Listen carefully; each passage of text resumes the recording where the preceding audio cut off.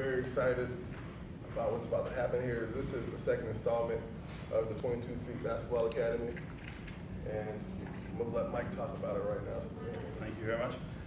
Thank you very much, ladies and gentlemen. 100 Yards Football Academy. It's an extension, as he said, of the 22 Feet Basketball Academy.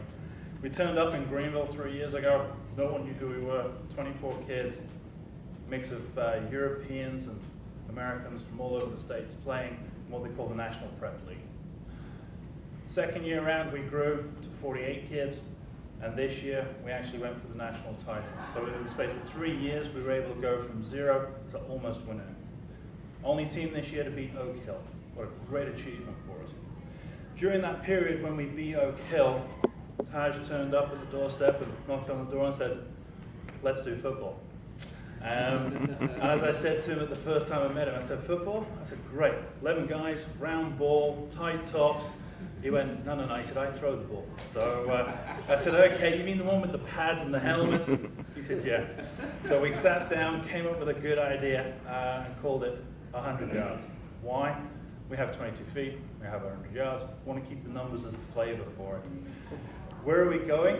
We're looking to bring in 48 high school and post-grad players this year. Why 48? That's the number that we feel we can actually mentor, manage them, get them educated, teach them, coach them, and guide them through life. They need life skills at this age. And this gentleman on the right here knows how to do them, and this gentleman on the left knows how to coach them as well. So what I'm going to do is I'll give you a couple of the facts, and then I'll move on to Greg, and he can tell you how we will recruit. 48 kids, all based in Greenville, going to a certified NCAA online classes to start off with, and that will be South Carolina Whitmore. From there, they'll be able to travel and study at the same time. The hardest thing for student athletes at the moment is to get that work in, to get their academics done. And with South Carolina Whitmore, it gives us the flexibility. We could be Saturday and Sunday and we could still be learning still. Why? Because we could be on the road traveling to Idaho or Wyoming or New York or somewhere nice like Florida. But they can still study and they can still get through it. We won't play just the traditional year either. It won't just be, oh, we'll kick off in August and we'll be finished around about February. No, we'll go the whole year. We will play against what we call prep schools, high schools, and junior colleges. Why? We feel that the level of athlete that we can attract will be able to play at a higher level, and we want them to develop. We want these kids to be prepared to go to college.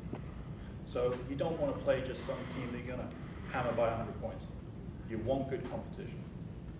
Second part of that, because of the elongated season, it means we can actually do the one-on-one development with these kids. And again, Taj's big thing is mentoring kids, developing kids, talking to kids, guiding those kids. And again, it's a big reason we've done it. The Taj Boyd Foundation wants to give back to the community. And part of that for us is helping him do that. We'll be having our first trials around about the 14th of May. And what I'll do is I'll ask Greg to give you a little bit of update on that. If you don't mind. Sure. We'll be at the Upward Sports Complex in Spartanburg on May 14th, starting at 10 o'clock a.m. and we'll go to about 12 o'clock. We'll put the kids through a series of tests and drills. We're trying to help these kids to develop as well as evaluate these kids to see if they're a good fit for the academy. Once the camp is over with, they'll get callbacks if we think that they're a good fit and would like to discuss further with them about coming to the academy. So that will be our first scouting combine. We'll follow that up on May 28th in Cocoa Beach, Florida, with one the same deal. I like South Carolina Whitmore. Explain a little bit about how they do their educational component. South Carolina Whitmore School is a public charter school here in the state of South Carolina, and so it serves students across the state. It opened in 2011, and the idea was to provide an online curriculum where students would work one-to-one with their teachers and move through courses at their own individualized pace. Well, it turns out that that is a terrific way for student athletes to go to school as well. As Mike mentioned, some of the barriers such as traveling for their sport no longer have to be a barrier. They can meet their attendance requirements because they can go to school anytime from any place where they have internet access. So we're delighted that they have chosen South Carolina Whitmore School as their education. Coming back to No, this man. I'm just here. He's now about to talk about why and what. You know, if you're wondering who's from Holland, you know, if you're wondering about the accent, so just like the trials, tryout, if you know. He'll be my interpreter for the whole Yeah. But obviously, when it came to me with the idea, I'm very excited about it. You know, football is something that's been a passion for me my whole life. The community is something that's been a passion for me since I've been here. I mean, the state of South Carolina has done so much for me, and you know, what we're doing is continue to try to give back. You know, fortunately, I've been able to mentor some players in high school, some players in college, and just try to help them, guide them on the track that they want to go. And I feel like with these kids being here in this facility, we'll be able to do that. And I'll be able to be there whenever they need me. Because again, this is much more than just football reasons. We're trying to develop good people here. We're trying to develop good citizens. And, you know, with that, I mean, you got to be able to handle. Every player is different. Every person is different. So you got to figure out who's who, why they're here, what they want out of it, and try to bring that out of them as best as possible. So I mean, I'm very excited about it. I think this is going to be really good. I mean, at the end of the day, we want to compete at a high level. You know, we want this to be as effective as any prep school in the country, and at the end of the day, become the premier prep school in the country. Is it going to happen overnight? Absolutely not.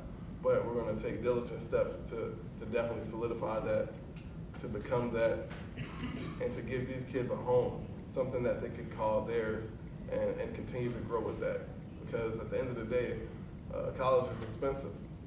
You know, we want to try to limit that for these parents. We want to give them that extra step in order to get them to where they want to go, whether it's Clemson, whether it's Southern Cal, whether it's Furman. You know, these kids just want to be looked at, and we're going to give them that platform to be seen, and to be seen on a high level. So, very excited about it. I think Taj just hit it on the head. You can take these kids and you can put them together, but it's about being family. That's what we've taught from day one at 22 feet. Within the basketball community, you'd have kids coming from all over the world, all over the states, kids from South Carolina, and they'll all be like, who are you? Where are you from? Oh, what language do you speak? But the one thing that they could all do was have that camaraderie, and it's called family. And we live as a family. We live all together. We live in houses. We supervise these kids day and night, 24/7. They only really go home to their parents at Christmas or at summertime. So they are totally and utterly devoted to what they do. And you have to be devoted to them to get them to that next level. And as Taj said, that mentoring concept, looking after them, developing them, it's huge. Not everybody does that. And that, I think, is what makes it really, really special. Because these kids give up an awful lot to come here. The parents give up an awful lot. Imagine sending your kid away at 14, 15 years of age. That's not easy.